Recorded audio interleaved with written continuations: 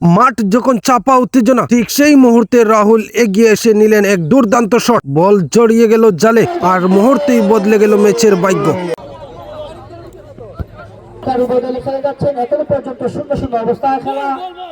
বল দখল লড়াই, মাঝ মাঠের দিকে বল হালকা আফিল ছিল সেখানে, সারাদিন সেখান থেকে আবার শট ছিল, কিন্তু দুর্দান্ত শুটিং। খেলাটা ঘুরে জমে উঠেছে।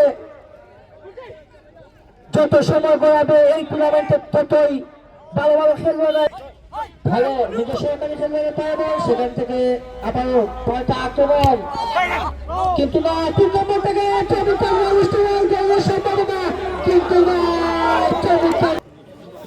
তো সেখান থেকে আবারও 7 নম্বরে পাইবে ত্রিপুরা এফসি, আবারও 12 নম্বর 11 নম্বরে পাইবে, 11 নম্বর থেকে আবারও মাইনাস।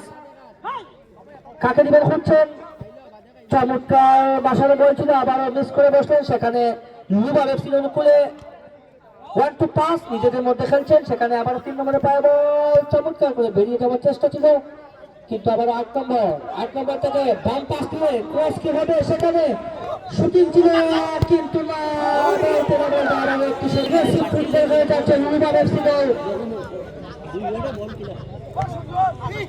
আবার 9 নম্বরে পাইব, 9 নম্বর থেকে একের পর এক 2 মিনিটের ভিতরে আক্রমণ শুরু সারিয়ে নিচ্ছেন সেই লিভার এফসি দল।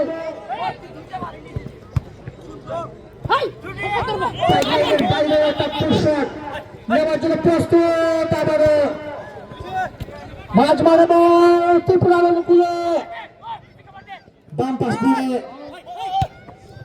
7 নম্বরে পায় বল। 7 নম্বর থেকে কাকে দিবেন খুঁজছেন, কিন্তু না খেলবে সেখানে।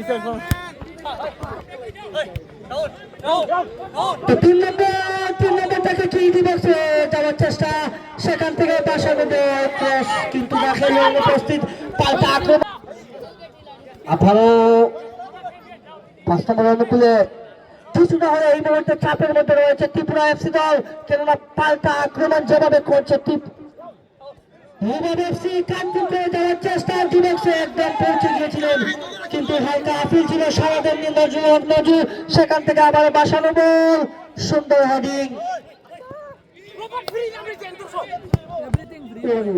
শট ছিল, কিন্তু এখন পর্যন্ত বিপদ পুরোপুরি কাটেনি। মাঝ মাঠের দিকে বল সরাসরি চমৎকার খাটকুট করে বেরিয়ে আসছেন, সেখান থেকে কোয়ার্টার ফাইনালে প্রবেশ করতে পারে।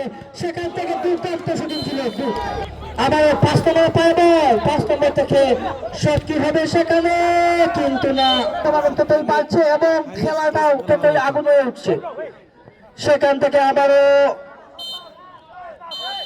গাড়ির সাথে বিরতি।